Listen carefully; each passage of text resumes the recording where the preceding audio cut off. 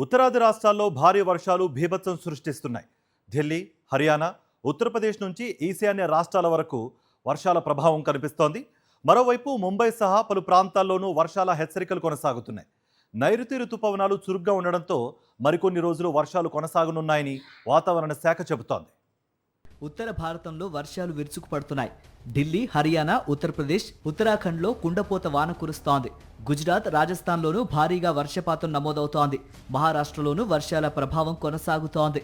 ముంబైలో ఇప్పటికే భారీ వర్షాలతో పలు ప్రాంతాల్లో ఇబ్బందులు తలెత్తగా వాతావరణ శాఖ అప్రమత్తత సూచనలు జారీ చేసింది. చురుగ్గా ఉన్న రుతుపవనాలు, వాతావరణ పరిస్థితుల ప్రభావంతో దేశంలోని పలు ప్రాంతాల్లో వర్షాలు కొనసాగనున్నాయి. ఇప్పటికే పలు ప్రాంతాల్లో నీటి ముంపు, ట్రాఫిక్ అంతరాయాలు కనిపిస్తున్నాయి.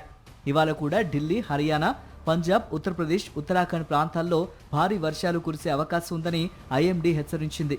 ఉరుములు, మెరుపులతో కూడిన వర్షాలు, ఈదురుగాలులు కూడా ఉండొచ్చని హెచ్చరించింది.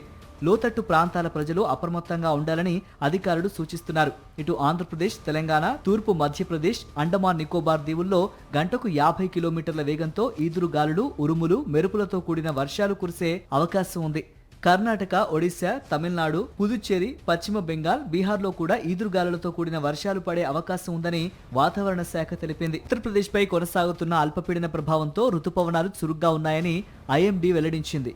భారీ వర్షాల కారణంగా లోతట్టు ప్రాంతాల్లో నీట మునిగే పరిస్థితులు, ట్రాఫిక్ అంతరాయాలు, కొండ ప్రాంతాల్లో కొండ చర్యలు విరిగిపడే ప్రమాదం ఉన్నందున ప్రజలు అప్రమత్తంగా ఉండాలని సూచించింది. మరిన్ని అప్డేట్స్ కోసం ఛానల్ ను సబ్స్క్రైబ్ చేయండి. నోటిఫికేషన్స్ కోసం బెల్ ఐకాన్ పై క్లిక్ చేయండి.